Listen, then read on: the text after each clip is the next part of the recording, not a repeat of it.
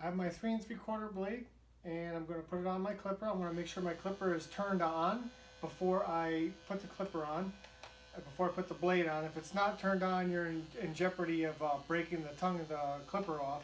So you want to make sure that that's on. We'll snap it in, just like that. And we need a little bit more power to get through this gentleman's hair. So I want to go really slow, and watch what happens when I go really slow with the clipper.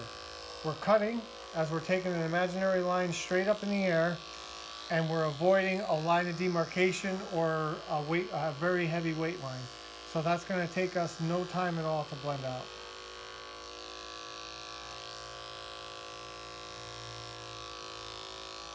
So that's one of my biggest things cutting hair, and which has saved me a tremendous amount of time.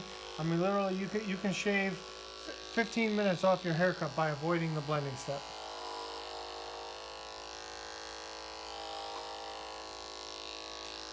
So if you take a close look at my wrist, my wrist is absolutely still.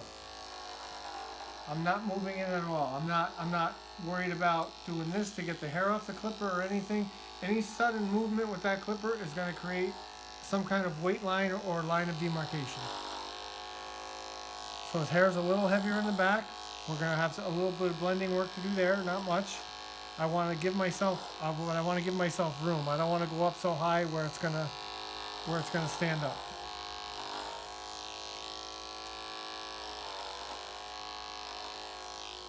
And my feet are in the same spot, so if you notice, the chair is just spinning. You don't even have to move. As I said before in the opening, this gentleman's hair goes straight forward.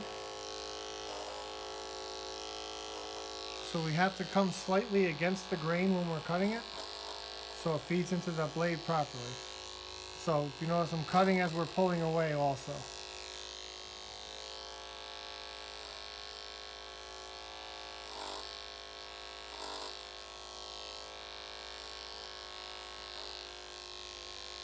Okay, so that finishes off the first part of that step. So now what I'm going to do is I'm going to drop down 2 blade sizes and work around the perimeter of the haircut to start on the outline. So I'm going to take the 3 3/4 blade off, and we're going to brush the clipper off. We're going to brush the blade off. So I want that clipper blade nice and clean for the next customer. So now we're going to drop down to a number 2 blade, which is 1/4 inch. Again, make sure that clipper is turned on when we snap it shut. And we're going to start around the outline of the haircut.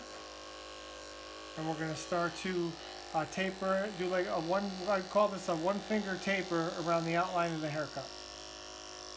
And in the back, since as I said before, since he's a professional working at a bank, we want to leave a nice low natural hairline.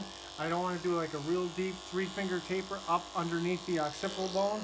I want to do just a natural hairline that's faded out right on his hairline. I don't want to go up the natural hairline in this case. If I was doing a real tight fade or bald fade or something different, then we could, taper it in real deep. And in general, I don't like to do square backs. I don't like to make a straight line.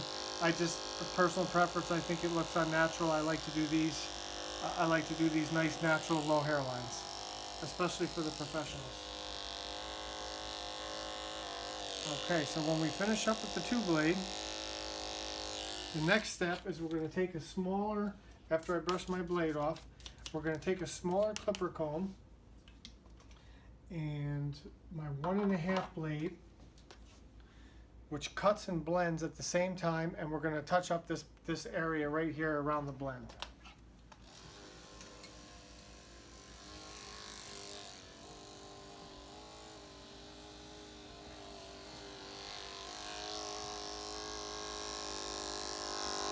So I'm going to leave that comb parallel to the side of the head. I'm going to use the tip of the blade and just run it across the comb. And that's going to cut and blend at the same time. So basically I'm just extending the imaginary line that I used with the 3 3/4 blade, or the half, that half-inch fade on the side.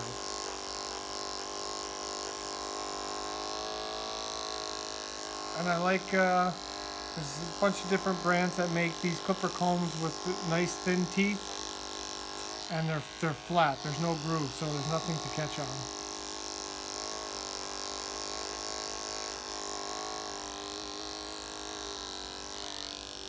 Alright, so we're blending that in nice and neat now.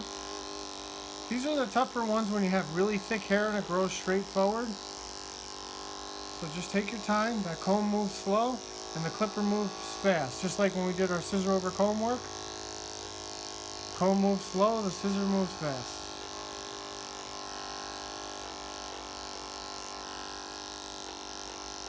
Now while we have the shorter blade on there, I can further fade out the neckline.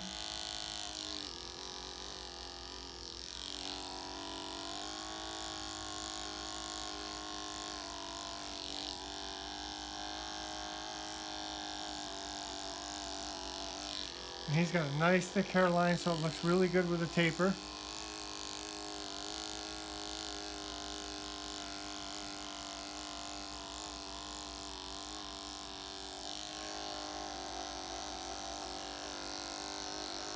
So as I'm turning the chair back around, I'm doing two things at once. I'm doing the taper, and we're blending out the back there.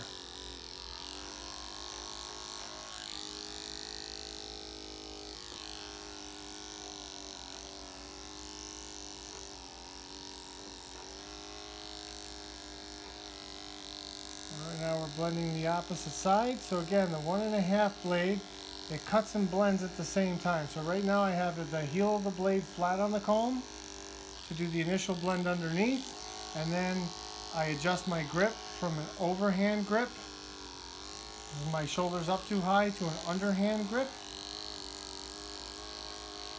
So now my body is back in alignment. I take the tip of the blade and I run it across a few times. So now